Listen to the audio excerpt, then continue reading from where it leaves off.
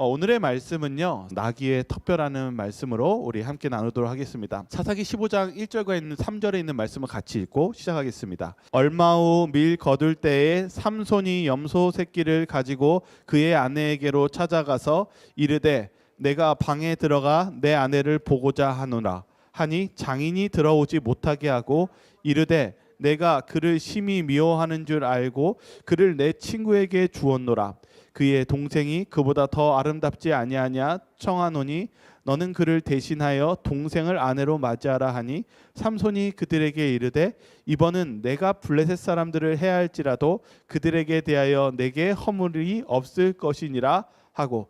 여러분, 삼손 이야기 잘 아시죠? 혼인잔치 딥나와 결혼을 했는데 수수께끼 하나 때문에 이 블레셋 사람들과 내기를 하다가 딥나가 이 블레셋 사람들한테 폭로해 버리는 바람에 둘이 싸워서 한동안 삼손이 떠나 있다가 다시 돌아오는 장면에서 시작합니다. 그래도 이 삼손은 화해하려고 염소 새끼를 가지고 돌아갑니다. 그런데 장인이 반갑게 맞아주는 것이 아니라 깜짝 놀라는 것입니다. 그리고 뭐라고 얘기하냐면 들어오지 못하게 하고 그에게 당신이 미워하는 줄 알고 내 딸을 다른 사람에게 시집을 보냈습니다. 이렇게 얘기하는 거예요. 고대 시대에는 어떤 문제가 있을지라도 이것은 결혼 언약을 맺었기 때문에 누가 공표하기 전까지는 딥나가 다른 집으로 시집을 못 갔냐면 삼손의 허락이 있었어요. 됐어요. 그런데 이 장인이 성급한 마음과 판단 때문에 이 일이 벌어지게 됩니다. 그의 마음속에 무엇이 새기기 시작했냐면 삼손이 그들에게 이르되 이번은 내가 블레셋 사람들을 해할지라도 그들에게 대하여 내게 허물이 없을 것이니라. 삼손이 어떤 마음이 있었습니까? 복수하고 싶어하는 마음이 있었습니다. 하나님의 지도자인 사사인 삼손이 자꾸 하나님의 뜻을 펼치기보다는 내 개인의 감정과 분노의 정신으로 살아가는 정신을 보게 됩니다. 이 삼손이 어떻게 복수를 하냐면요, 여기 사사기 15장 4절 6절을 보시면 여우 300마리를 붙들어서 그 꼬리와 꼬리를 메고 회를 가지고 그 두 꼬리 사이에 한 해를 달고. 근데 제가 예전에 토끼 한번 잡으려고 했는데 아무리 쫓아가도 토끼가 더 빠르더라고요. 동물을 잡는 거 너무 쉬운 게 아닙니다. 근데 삼손은 어떠한 능력까지 가지고 있었냐면 동물보다도 더 빠른 스피드를 가지고 있었습니다. 힘뿐만 아니라 삼손에게 주신 것은 스피드와 힘과 지혜까지도 주셨습니다. 이거 보면은 참 삼손은요, 하나님이 주신 지혜를 매우 개인적으로 사용하고 그리고 자신의 분노와 복수를 위해 씁니다. 5절에 보시면 불을 붙였대요. 300마리의 꼬리를 매서 불을 붙였다고 얘기하고 있습니다. 그리고 어떻게 했어요? 곡식당과 아직 배지 아니한 곡식과 포도원과 감람나무를 사른지라. 삼손은요, 복수하는 정신이 있었고 삼손이 하는 이 행동은 이 블레셋이 이스라엘 백성들이 한 것보다 더 심했습니다. 예전에 기드온이 숨어서 무엇했어요? 추수하고 있었죠. 그래도 빼앗겨도 다음에 농사 짓고 먹을 거 있었죠. 근데 이 삼손은 어떻게 했냐면 아예 포도원과 감람나무와 곡식을 불살라 버렸습니다. 삼손의 정신은 복수하는 정신이었고 그리고 그의 정신 속에는 파멸에 이르는 아주 큰 미움과 복수의 정신이 있었습니다. 사사기를 보면서 삼손이 하나님의 적인 블레셋과 싸움 속에는 하나님의 백성들이 몇 명이나 있습니까? 사람은 없고 여우 300마리만 있습니다. 기드온의 군사는 믿음 좋았던 하나님의 백성이 300명이 있었는데 삼손의 싸움에는 여우 300마리만 있습니다. 여기 사사기 15장 9절과 11절에 이 블레셋 사람들이 그렇게 큰 피해를 당하고 나서 이렇게 얘기하고 있습니다. 블레셋 사람들이 이르되 누가 이 일을 행하였느냐 하니 사람들이 대답하되 딥낫 사람의 사위 삼손이니 장인의 삼손의 아내를 빼앗아 그의 친구에게 준 까닭이라 하였더라. 블레셋 사람들이 올라가서 그 여인과 그의 아버지를 불사르니라. 블레셋 사람들이 어떻게 복수했어요? 그 아버지를 불사른 것뿐만 아니라 나를 같이 불태워서 복수했습니다. 여러분의 미움과 복수의 정신은 또 다른 복수를 낳았고 그 결과는 결코 좋지 않은 것을 우리는 보게 됩니다. 그러나 사사기 15장 9절과 11절에 이제 블레셋 사람들이 삼손을 치려고 했었을 때 유다 사람들의 반응을 좀 볼 필요가 있습니다. 이에 블레셋 사람들이 올라와 유다의 진을 치고 레이에 가득한지라. 유다 사람 3,000명이 에단바위 틈에 내려가서 삼손에게 이르되 너는 블레셋 사람이 우리를 다스리는 줄을 알지 못하느냐?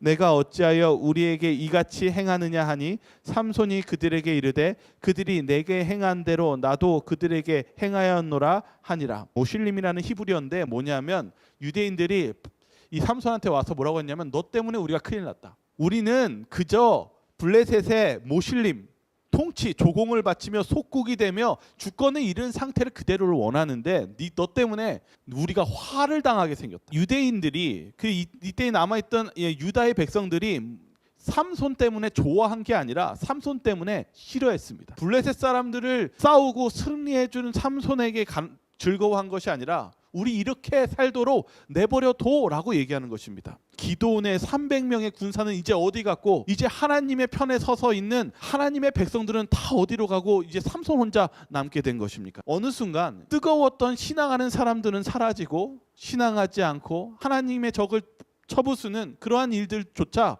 가만히 내버려두라고, 그리고 그들에게 넘겨주는 그러한 신앙적인 유다 사람들의 모습 속에서 저와 여러분들은 어떤 것을 느끼십니까? 이스라엘 백성들이 하나님의 편에 서서 하나님의 사사를 따르고 하나님의 말씀대로 살았다면 하나님께서 블레셋에서 이 유대 사람들을 구원해 주셨을까요? 구원해 주셨습니다. 그러나 이들은 그것을 원치 않았기 때문에 그 구원을 받지 못했다는 사실입니다.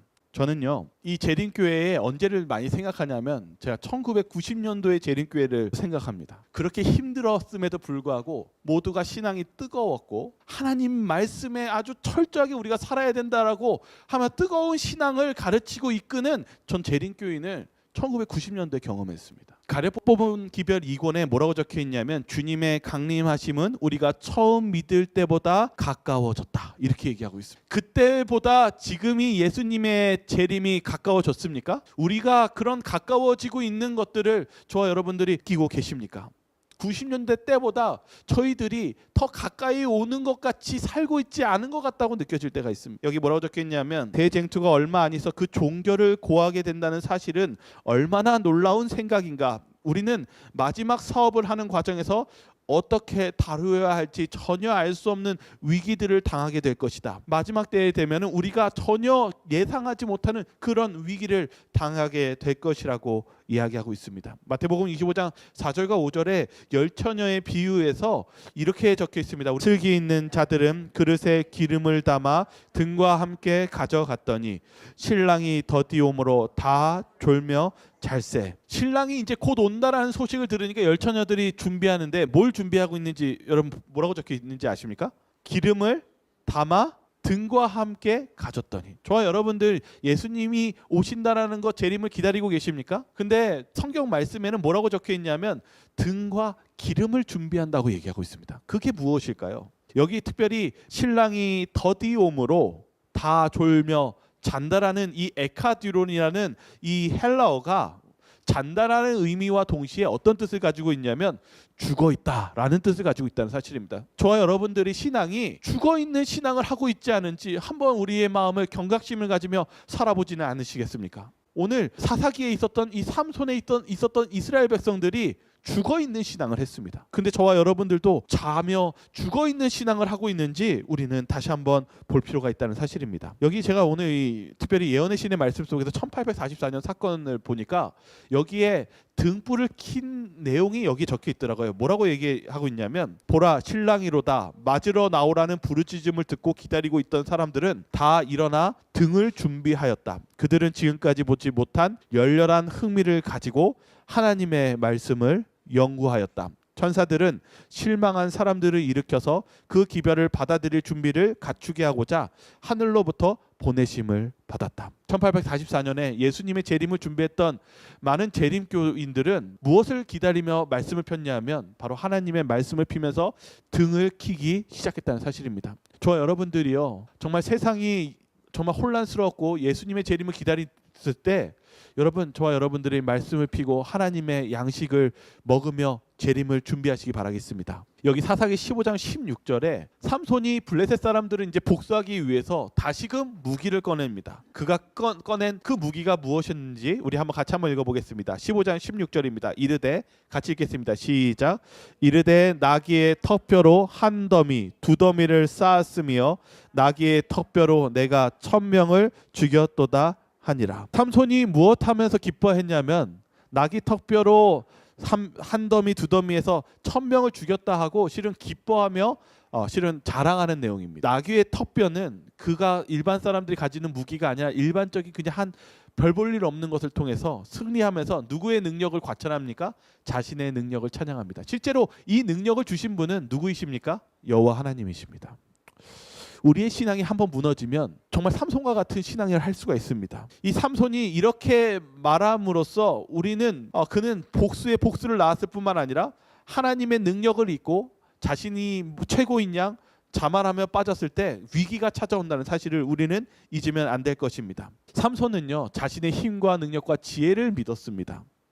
그러나 우리는 그렇게 하면 안 될 것입니다. 우리는 우리의 신앙에 잘못된 생각을 할 때가 있습니다. 그리고 우리의 생각이 무엇할 때가 있냐면 과거에 빠져서, 그리고 그때가 행복했고 그때를 잊지 못해서 현재를 슬퍼하며 살아갈 때가 있습니다. 근데 빌립보서 2장 18절에는 우리가 무엇 해야 되고 무엇 할 수 있다라고 기록하고 있냐면, 너희도 기뻐하고 나와 함께 기뻐하라. 실은 저와 여러분들이, 제가 많이 느끼는 것은 오늘날 시대가 정말 우울하고 슬픔을 가지고 간직하고 사는 시대가 있습니다. 근데 여러분, 그리스도인에게 지금 성경은 뭐라고 얘기했냐면, 우리가 기뻐할 수 있다라고 얘기했고, 누구와 같이도 기뻐할 수 있다고 얘기하냐면 바울과 같이 기뻐할 수 있다고 얘기합니다. 이게 무슨 뜻일까요? 고린도후서 4장 8절에 바울이 뭐라고 얘기했냐면 이렇게 얘기합니다. 같이 한번 읽어볼까요? 우리가 같이 읽겠습니다. 시작. 우리가 사방으로 우겨쌈을 당하여도 쌓이지 아니하며 답답한 일을 당하여도 낙심하지 아니하며. 바울은요, 이 부분에 대해서 이 성경 주석에는 뭐라고 적혔냐면, 바울은 약함을 느낄수록 힘을 얻었다라고 기록하고 있습니다. 여러분, 실은 시간이 지나면 지날수록 기쁜 일보다 슬픈 일이 많습니까? 근데 바울은 뭐라고 얘기했냐면, 시간이 지나면 지날수록, 내 몸이 연약하고 약해지면 약해질수록 바울은 뭐라고 얘기했냐면, 기뻐하고, 뭐라고 얘기했냐면, 우리가 사방으로 우겨싸움을 당하여도 쌓이지 아니하며 답답한 일을 당하여도 낙심하지 않는다라고 얘기하고 있습니다. 저와 여러분들이 정말 예전에 있는 어떤 기쁨과 어떤 행복에 멈춰서 앞으로는 그 행복이 오지 않을 것이라고 생각하고 있다면, 그것은 오늘날 살고 있는 세상과 별 다를 게 없는 그런 삶을 살고 있는 것입니다. 오늘 사사기에 나왔던 이스라엘 백성들처럼 더 이상 행복할 게 없어서 이제는 항복해야 되고 거기에 블레셋에 끌려 사는 삶이 만족한다면 그것은 그리스도인의 삶이 아닙니다. 하나님께서는 비록 과거가 어떠했든 현재도 그리고 미래도 하나님께서는 우리에게 기쁨을 주실 수 있는 하나님이 계시다는 사실을 잊지 마시기 바라겠습니다. 저는 하나님이 그러한 하나님이라는 걸 믿습니다.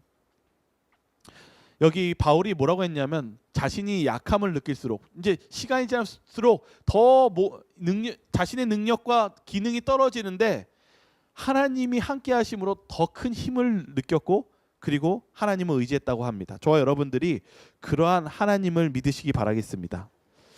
사사기 15장 18절과 19절에 다시금 그가 승리 속에서 있었을 때 그가 이제 죽을 위기에 처합니다. 같이 한번 읽어볼까요? 삼손이 시작. 삼손이 심히 목이 말라 여호와께 부르짖어 이르되, 주께서 종의 손을 통하여 이 큰 구원을 베푸셨사오나 내가 이제 목말라 죽어서 할례 받지 못한 자들의 손에 떨어지겠나이다 하니, 하나님이 레이에서 한 우묵한 곳을 터뜨리시니 거기서 물이 솟아 나오는지라. 삼손이 그것을 마시고 정신이 회복되어 소생하니, 그러므로 그 샘 이름을 에낙고레라 불렀으며 그 샘이 오늘까지 레이에 있더라. 삼손이 무엇하냐면 목이 말라 죽게 됩니다. 그때 하나님께 부르짖을 때 하나님께서는 그에게 한 바위를 터뜨려서 물을 먹이시며 살려주십니다. 우리가 잊지 말아야 되는 것은 우리의 능력, 우리의 힘 결국은 다 무너지고 없어질 것입니다. 그러나 우리가 여호와 하나님을 의지한다면 하나님께서 우리를 살려주시고 구원해 주실 것입니다. 제가 오늘 이 말씀을 보면서 느꼈던 게 뭐냐면, 하나님께서 우리를 과연 행복하게 하실 수 있으실까요?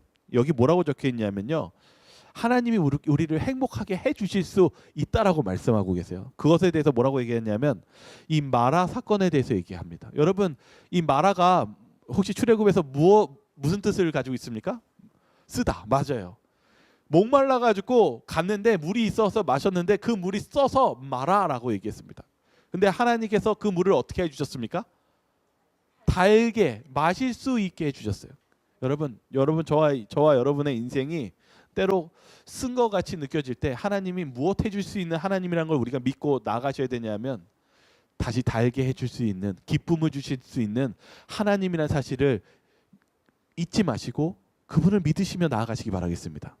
하나님은 정말 우리에게 그런 분이세요. 여기 뭐라고 적혀있냐면 이렇게 얘기했어요. 그대들이 마시고 있는 물이 광야의 이스라엘 백성들이 마라에서 마신 물처럼 쓴물일지 모르나 예수님께서는 당신의 사랑으로서 그 물을 달게 하실 수 있다.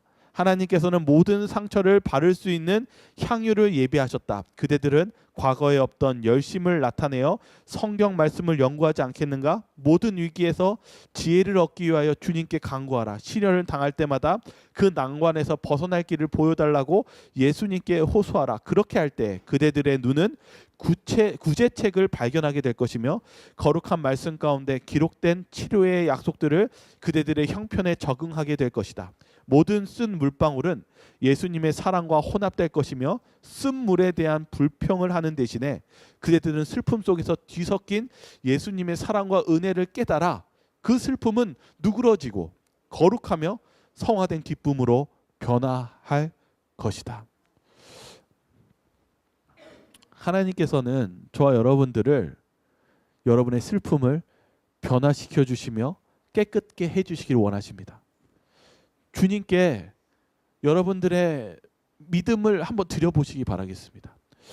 저는 오늘 이 사사기의 이스라엘 백성들을 보면서 재림을 준비하는 백성으로서 우리가 때로는 이 이스라엘 백성들과 같은 그런 졸고 있는 신앙을 하고 있지 않나 생각해 봅니다. 이 화이트 부인이 교회 증언 2권 594페이지에 이 재림을 준비하는 이상에 대해서 이렇게 보여줬어요. 그래서 이 부분을 통해서 저희들의 믿음과 신앙을 같이 보기를 원합니다. 이게 어떤 장면이냐면 제가 그림부터 하나 좀 보여드릴게요.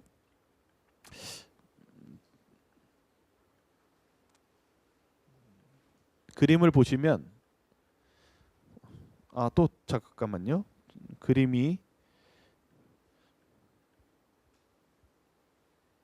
그림을 한번 좀 보시겠습니다.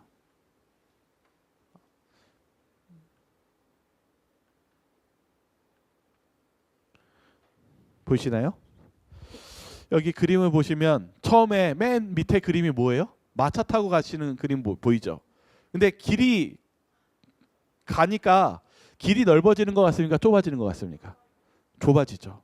그래서 이제 마차에서 내려야 돼요. 마차를 타고 갈 수는 없으니까. 그럼 잘 보시면 사람들이 짐을 들고 가요. 처음엔 2말 끌고 가다가 마차 버리고 말 하나로 바뀌고 그 말도 이제 못 하니까 이제 짐만 들고 걸어가는데 그 다음 사람 보면은 짐마저도 어떻게 해야 돼요?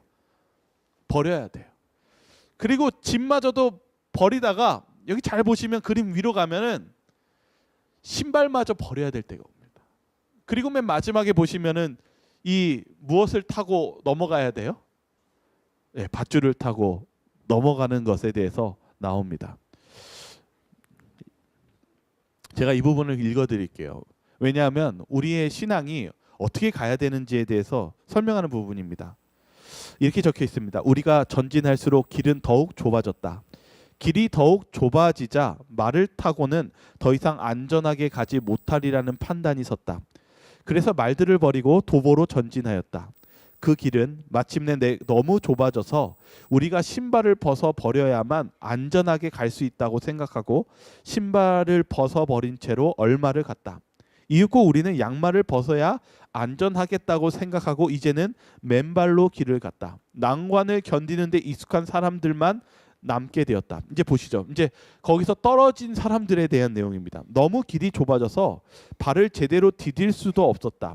그러자 우리는 모든 체중을 그 줄들에 매달려 소리쳤다. 위에서 잡아준다. 위에서 잡아준다. 우리가 저 아래 무저갱에서부터 들려오는 활락과 떠드는 소리를 들을 때에 전율을 느꼈다.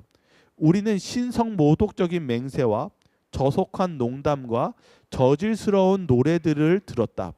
우리는 전쟁, 노래와 춤, 노래를 들었다.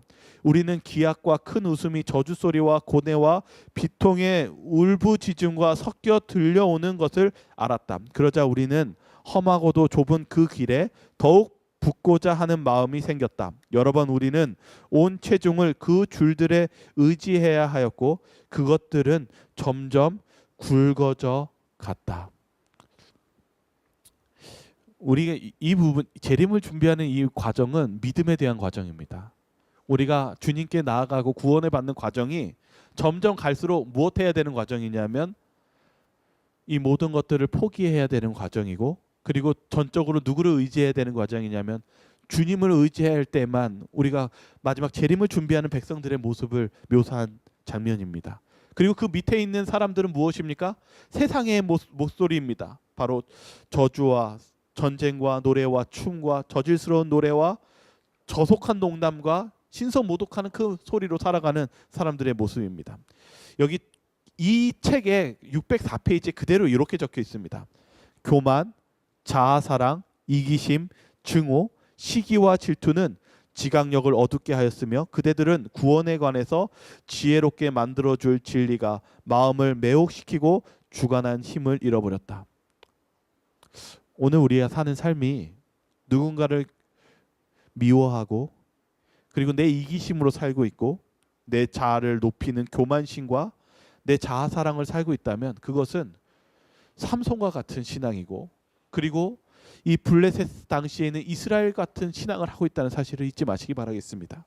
주님은 우리를 구원의 길로 이끄십니다.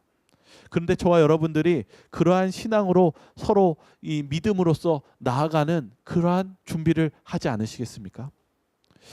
제가 마지막 하나 더 붙고 이제 오늘 마무리하려고 합니다. 뭐라고 적혀 있냐면 교회 증언 2권 6페이지에는요. 이렇게 적혀 있어요.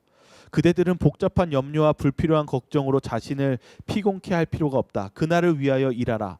하나님의 섭리로 그대에게 정해진 일을 충실히 할 때 그분께서 그대를 돌보실 것이다. 예수께서 그대의 축복을 깊게 하시며 넓히실 것이다. 그대가 결국 구원을 얻으려면 노력을 기울여야만 한다. 이 집회에 와서 일할 준비를 하라. 걱정은 집에 버려두고 예수를 찾으러 오라. 그리하면 그대는 그분을 찾게 될 것이다. 하나님께서 그대에게 축복하신 대로 예물을 가져오라. 자원의 예물로 그대에게 모든 은택을 주신 그분 창조주께 감사를 표하라. 능력 있는 자들은 빈손으로 오지 말라. 너희의 온전한 11조를 창고에 들여 나의 집에 양식이 있게 하고 그것으로 나를 시험하여 내가 하늘 문을 열고 너희에게 복을 쌓을 것이 없도록 붓지 아니하나 보라. 여러분, 이 말씀이 어떻게 느껴지십니까? 저는 오늘 이 말씀 읽으면서 제 마음속에 뭘 느꼈냐면 한편으로는 두려웠어요. 왜 두려웠냐면 지금 사는 시대가 너무 교만하고 이기적이고, 그리고 하나님의 말씀대로 사는 것이 아니라 내 자아를 사랑하고 그리고 비웃고 그러한 시대에 우리가 살고 있기 때문입니다. 주님은 우리에게 뭐라고 얘기하시냐면 재림을 준비했었을 때 이 재림을 가는 과정이 넓은 길로 가는 것이 아니라 점점 좁은 길로 가고 있다고 말씀하고 있습니다. 여기 오늘 교회 증언 2권 600페이지에 뭐라고 적혀있냐면 11금에 대해서 나와요. 저는 처음에 이거 읽으면서 뭘 느꼈냐면 왜 갑자기 11금에 대해서 나오지? 이 생각을 했어요. 이 책을 읽으면서요. 말씀을 읽으면서요. 근데 제 마음에 뭐가 오늘 말씀 속에서 어떤 생각이 들었냐면 재림을 준비하는데 여러분 오늘날 여러분의 신앙 속에서 하나님께서 요구하시는 말씀이 있습니다. 그렇지 않습니까? 분명히 그 중에 하나가 뭐 11금일 수도 있습니다. 그런데 여러분 시간이 지나면 일요일 휴업령이 내리면 여러분의 신앙 속에서 안식일을 지킬 것인지 그렇지 말을 것인지 여러분 정말 생명을 담보로 선택할 때가 옵니다. 여러분 그거 일요일 휴업령 지나면 또 어떤 일이 벌어집니까? 여러분의 경제권 다 뺏깁니다. 그러함 속에서 여러분들 모든 것을 버리고 주님을 의지할 마음이 있으십니까? 여러분들은 재림을 준비하면서 하나님에 대한 그 믿음을 온전히 다 드릴 수 있는 그런 믿음으로 향하고 있으십니까? 저는 제 마음속에 너무 부끄럽다는 생각이 많이 들었어요. 여기 이 사사기 시대의 삼손 시대에 분명히 기드온의 300처럼 믿음 좋은 백성이 있는데 어느 순간 다 사라지고 야 우리 그 피해주지 말고 너나 알아서 해라 그러한 신앙을 하고 있는 모습 속에서 우리는 예수님의 재림에 졸고 있지 않은가 제 마음속에 경각심이 들어졌습니다. 저 여러분 너무 돈을 사랑하지 마시기 바랍니다. 여러분 여러분의 시간을 하나님의 시간보다 더 높이 두시지 마시기 바랍니다. 여러분 우리가 구원 받으려면 마차에서 내려야 되고요. 어느 순간은 말에서 내려야 되고 어느 순간에는 여러분의 신발을 벗어야 될 때가 옵니다. 그런데 오늘부터 여러분의 신앙 속에서 그런 믿음을 쓰지 않는다면 그때 가서 어떤 믿음을 쓰시겠습니까? 저와 여러분들이 주님께 믿음을 드리시는 저와 여러분들 되시길 바라며 오늘 말씀을 마치도록 하겠습니다.